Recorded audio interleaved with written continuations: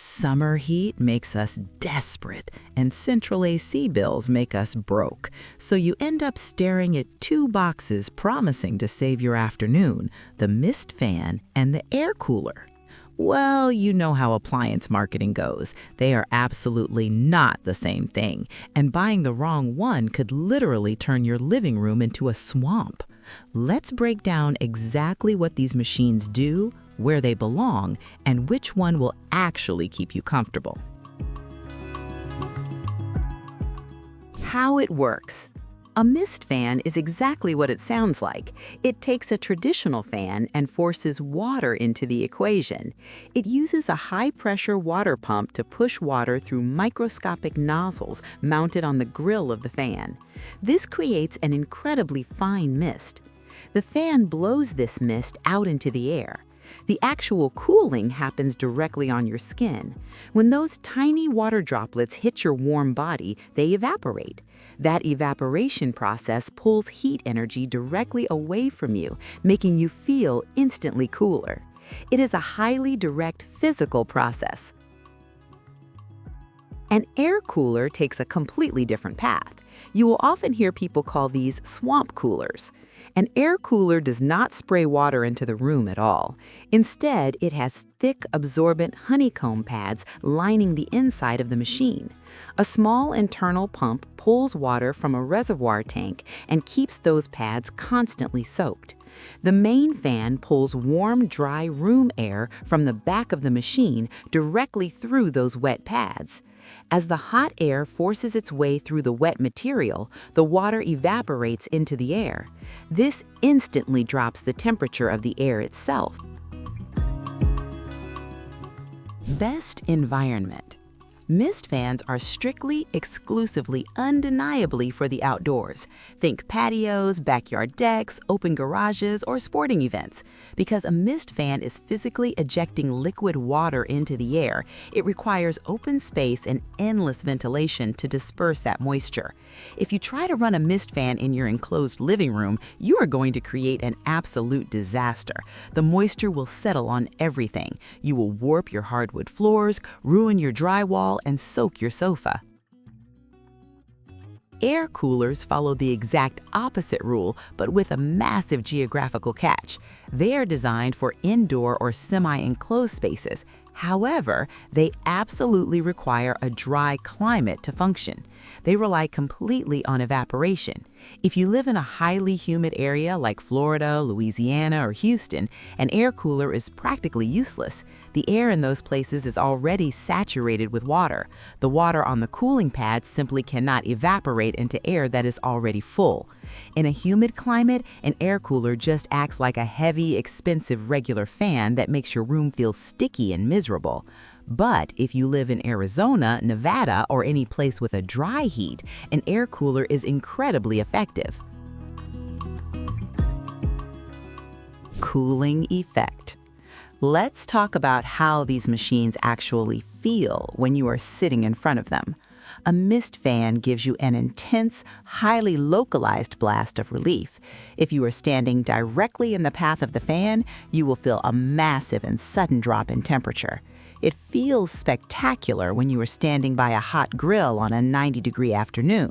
However, the obvious side effect is that you might get a little damp.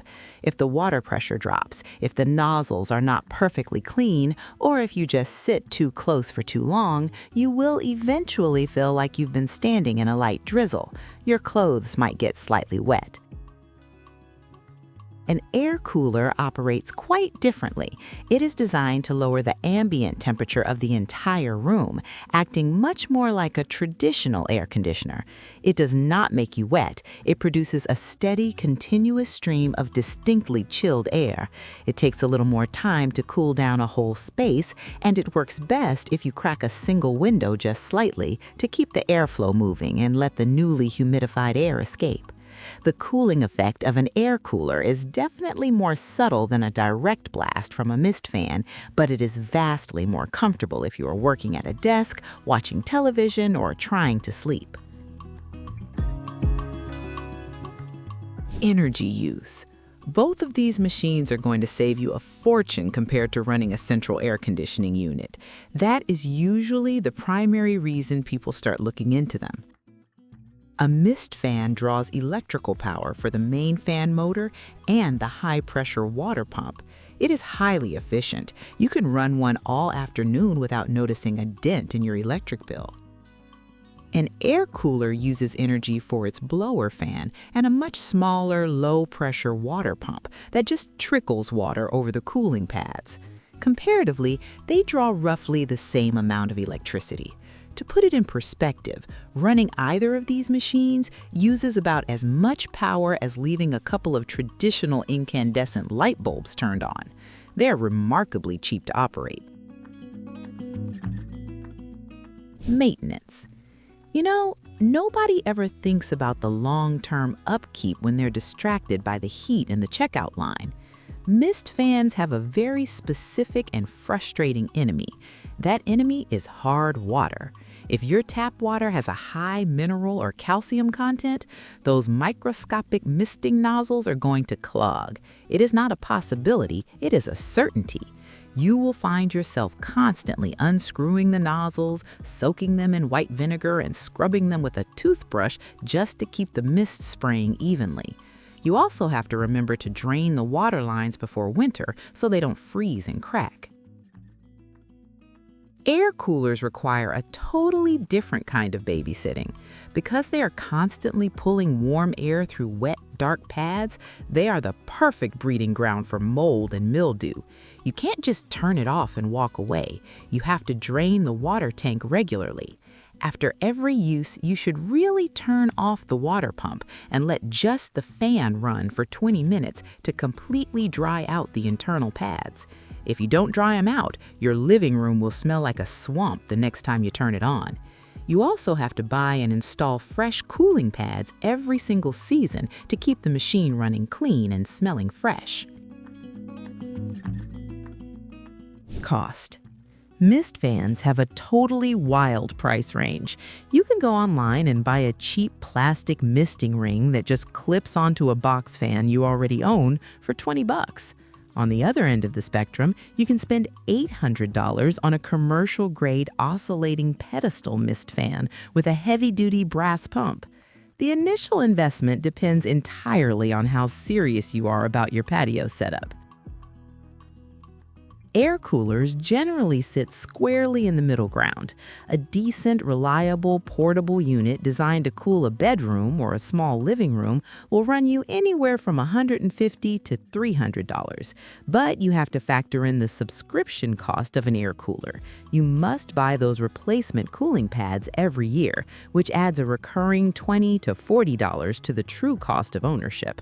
The mist fan only costs you extra money if you lose patience with cleaning the nozzles and just start buying replacements. Portability and use. Mist fans are almost always tied down by their water source. While there are a few expensive models out there with built-in water tanks, the vast majority of mist fans require a constant connection to a standard garden hose. This severely limits where you can put them. You can only move the fan as far as your hose is willing to stretch, and you have to constantly worry about people tripping over the hose line in the grass. Air coolers are completely self-contained units. You fill the internal reservoir tank with a pitcher of water or a bucket, and you can roll the unit into any room in the house that has a standard electrical outlet. They are somewhat bulky and heavy when filled with water, but they almost always come built on heavy-duty casters. You can easily roll it from the home office during the workday right into the bedroom at night. Noise levels. Here is a detail that always catches people completely off guard. Mist fans can be surprisingly loud.